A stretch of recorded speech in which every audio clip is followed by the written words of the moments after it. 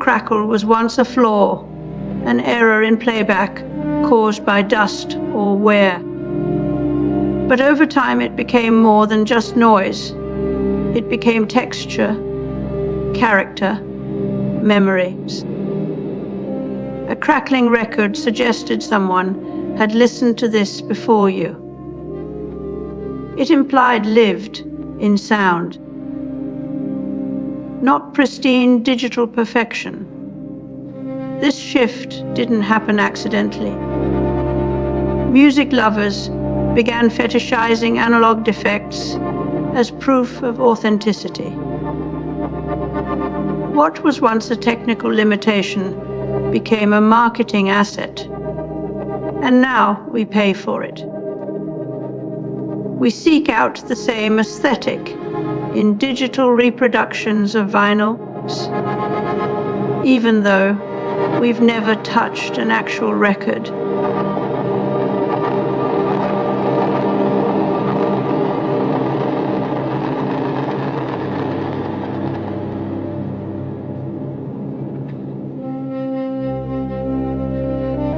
Early computing was all about solving real problems with massive machines that took up whole rooms and barely worked.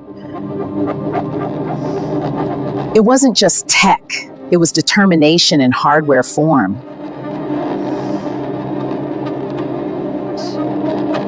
In today's digital landscape, we are fed an illusion of nostalgia that feels real but was never experienced. The tools at our disposal don't just replicate history. They manufacture it at scale by embedding algorithmic flaws into every image, video, and sound bite. This is not about restoring the past. This is about simulating a past we never had in order to sell a future we can barely imagine. The speaker's halting delivery mirrors today's AI. Voice synthesis imperfections, which are intentionally designed to seem human. This is not a flaw, but a feature. The algorithmic equivalent of grainy film or static on an old radio. These digital warts serve as a kind of aesthetic camouflage, disguising artificial origins beneath layers of intentional noise, Instagram filters, and AI. Handwriting generators replicate 20th century media flaws to create false authenticity. These tools are not trying to mimic reality. They're selling us a version of memory that fits neatly into the narrative we consume on our phones. The result is an entire generation growing up with no clear boundary between actual experience and manufactured sentiment.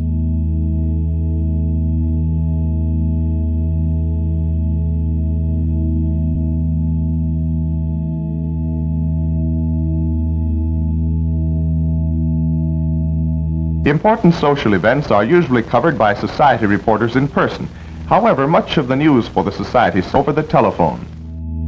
We used to trust numbers only as tools. Now we let them define truth itself. When we reduce love, intelligence, or even morality into algorithmic outputs, we lose the messy, rich texture of human life and replace it with cold, quantifiable surrogates. Postman described this phenomenon in Technopolyzyme. When a society gives up its right to interpret meanings, it trades mystery for efficiency. In that world, everything must be tested, measured, optimized. Because if something can't be put into a number, why would we let it matter at all? This is the death of epistemic boundaries, where machine logic invades every corner of our reality and tells us what to believe. Just this week, Apple sued OpenAI for stealing company secrets.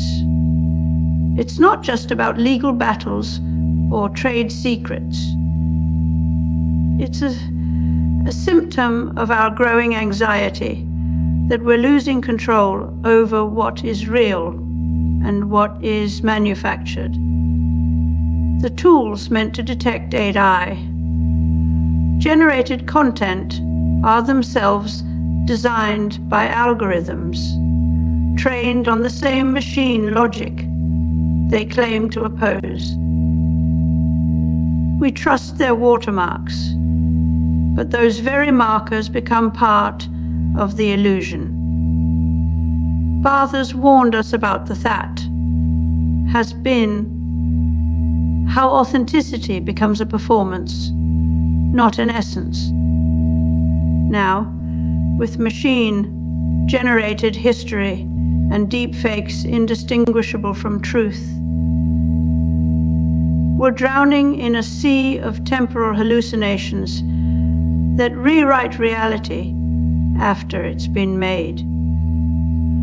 While we wait for that archival voice, consider this: in a world where truth is defined by machine validation and subjectivity,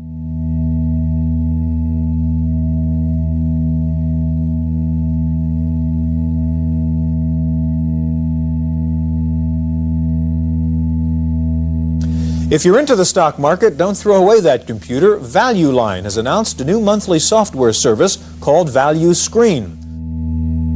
In 2003, a documentary called The Alchemists of Sound explored how analog synthesizers mimicked natural textures through mechanical precision. This act of imitation, once considered a marvel, now feels like a prelude to something far more unsettling. Today, AI doesn't just mimic, it reenacts the entire history of human creativity in infinite iterations. And we are starting to mistake this for authenticity. The speaker describes how early synthesizers had physical limitations that made their sounds feel human.